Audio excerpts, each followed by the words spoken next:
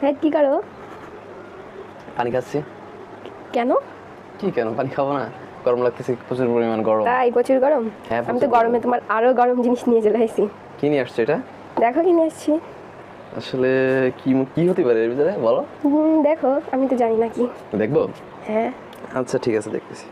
দেখো। ও মাই গড, কি T shirt নিয়ে আসছো? দুইটা? জানি না কি, দেখো। হেভি সুন্দর হয়েছে। পছন্দ হয়েছে? হ্যাঁ, খুব সুন্দর পছন্দ হয়েছে। পরে দেখো, কি আমার গায়ে লাগবে? পরে দেখো লাগে কিনা। আচ্ছা ঠিক আছে গাইস, আপনারা দেখতে পাচ্ছেন যে আমার ওয়াইফ সে আমার জন্য দুইটা গেঞ্জি নিয়ে আসছে। একটা হচ্ছে এই যে টেনটেনা, আরেকটা হচ্ছে দেখাচ্ছি আপনাদের। বাট আমার এই যে কেমন হয়েছে গেঞ্জি দুটো কমেন্ট করে অবশ্যই জানাবেন। আর আমার সন্দেহ হচ্ছে যে গেঞ্জি দুটো মনে হচ্ছে আমার গায়ে লাগবে না, তারপর আপনার সাথেই থাকেন। কি বলো লাগবে না? পরে তো আগে দেখো। আচ্ছা ঠিক আছে। আচ্ছা, তোমার পছন্দ সে হয়েছে যখন আগে বলতেছে সেটা হ্যাঁ বলো। খুব সুন্দর পছন্দ হয়েছে গেঞ্জি দুইটা, বাট এখন আমি আপনাদের সামনে পরে দেখাবো যে সে কিরকম গেঞ্জি কিনেছে, ঠিক আছে?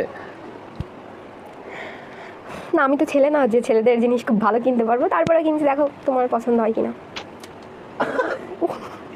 কি হাসতেছো কেন? ও মাই গড, দিবা জুম করে আমার কাছে আনো।